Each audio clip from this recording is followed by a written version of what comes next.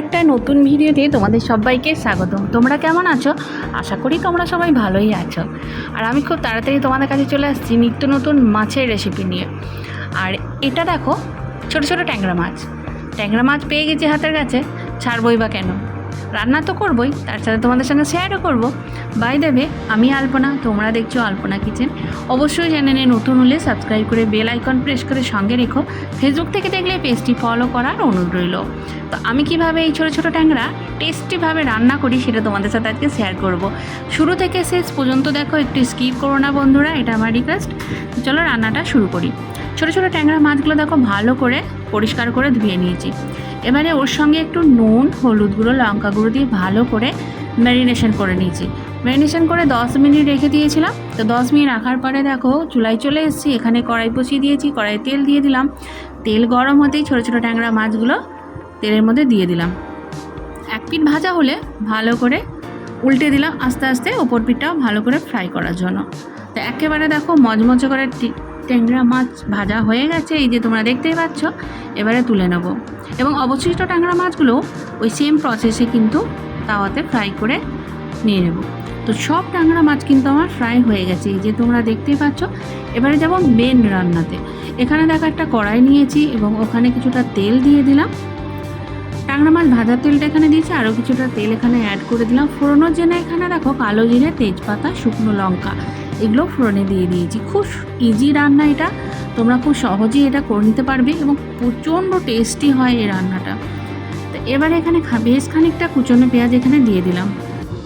মাছেতে আমি পেঁয়াজ একটু বেশি করেই দিতে ভালোবাসি, কারণ মাছের পেঁয়াজটা খেতে কিন্তু অসাধারণ লাগে। জানি না তোমাদের কেমন লাগে, তো ভালো লাগলে অবশ্যই কিন্তু কমেন্ট করে দিও। তো এটা পেঁয়াজটা কষা হতে থাক, ভাজা ভাজা হতে থাক, তার মধ্যে আমি এখানে ঝটপট একটা পেস্ট বানিয়ে নেবো। পেস্ট বানানোর জন্য আমার কী কী লাগছে দেখে নাও। এখানে কালো সর্ষে, পোস্ত, কয়েকটা কাঁচা লঙ্কা। এখানে দেখো পেস্ট একদম খুব সুন্দরভাবে বানিয়ে নিয়েছি, একটু জল দিয়ে পেস্টটা বানিয়ে নিতে হচ্ছে। এবারে এখানে আমি কিছুটা মশলা এখানে ইউজ করব। কি মশলা দিচ্ছি দেখে নাও একবার।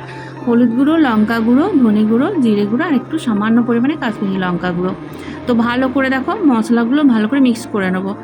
আর পেস্টে বাটিটা দিয়ে আরও কিছুটা জল এখানে অ্যাড করে দেবো। তো আমার কিন্তু মেন মশলা কিন্তু রেডি হয়ে গেল, এই যে তোমরা দেখতেই পাচ্ছ। এরকমভাবে পাতলা করে নিয়েছি।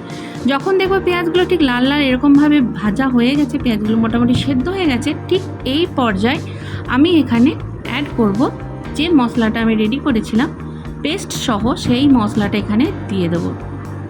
তো সব দেওয়া হয়ে গেছে, এবারে এটাকে নাড়াচাড়া করে দেবো। দেখো পেঁয়াজটা ঠিক এইরকম পর্যায়ে তোমরা পেস্টটা মেশাবে যদি তোমরা এভাবে বানাতে চাও। তো ভালো করে নাড়াচাড়া করে এটা কিছুক্ষণ বয়েল করে নেবো এবং সামান্য নুন এখানে অ্যাড করবো, তো আবারও নাড়াচাড়া করে দেবো। আর তোমরা তো জানোই একটু আমি তরকারিতে একটুখানি চিনি দিতেই থাকি, তো সেটাও একটু দিয়ে দিলাম। কিন্তু খেলে বুঝতে পারবো না চিনি দিয়েছি, মানে না দেওয়ার মতো যাকে বলো। তো এটাও কিছুক্ষণ আমি ফুটতে দেবো। যখন দেখবো তেল উপরে ভেসে উঠেছে, একেবারে পেঁয়াজ সেদ্ধ হয়ে গেছে, এই যে দেখতে পাচ্ছ একেবারে কিন্তু সফট হয়ে গেছে, ঠিক এই পর্যায়ে আমি এখানে অ্যাড করব ভেজে রাখা ট্যাংরা মাছগুলো। এই যে দেখো কত সুন্দর লুক লাগছে, মনে হচ্ছে শুধুই ট্যাংরা মাছগুলো শুধুই খেয়ে নিই। তো একেবারে দেখো এই তেলে মশলার সঙ্গে পেঁয়াজের সঙ্গে ট্যাংরা মাছগুলো ভালো করে কিন্তু কষিয়ে নিতে হবে, যাতে ট্যাংরা মাছগুলো একটু সেদ্ধ হয়ে যায়। প্রথমে একটু হালকা কষিয়ে নেব মিডিয়াম ফ্লেমে। ভালো লাগলে অবশ্যই লাইক কমেন্ট করো, কিন্তু আর প্রচুর পরিমাণে শেয়ারও করো। যদি সাবস্ক্রাইব না করো অবশ্যই করে দিও। তো একেবারে এটা কষানো হয়ে গেছে, তোমরা দেখতেই পাচ্ছ। এই পর্যায়ে এখানে আমি সামান্য পরিমাণে জল অ্যাড করবো, যেহেতু এটা রান্নাটা মাখা মাখা হয়। তোমরা শুকনোও খেতে পারো, আবার মাখা মাখাও করতে পারো, ঝোলও করতে পারো, বাট আমি এটা মাখা মাখা করবো, তো একটু জল এখানে অ্যাড করে দিয়েছি। এই দেখো রান্না পুরোপুরি কিন্তু আমার কমপ্লিট এরকম ধরনের রান্নাটা এসে দাঁড়াবে। এবারে এটা আমি একটা প্লেটের মধ্যে সার্ভ করে নেবো। এই দেখো কি দারুণ কালার হয়েছে, এত টেস্ট হয়েছে, তোমরা না দেখলে না রান্না করলে বুঝতেই পারবে না। আর দেখে তো বুঝতেই পারছো, টক করে একটা ট্যাংরি মাছ কিন্তু মুখে পুড়ে নেবো আমি। তো আমার এই ভিডিও যদি সত্যিকারই মন থেকে ভালো লেগে থাকে তো অবশ্যই একটা লাইক কমেন্ট করো। তো আজ আসি, আবার দেখা হচ্ছে নেক্সট রেসিপিতে। ভালো থেকো, সুস্থ থেকো।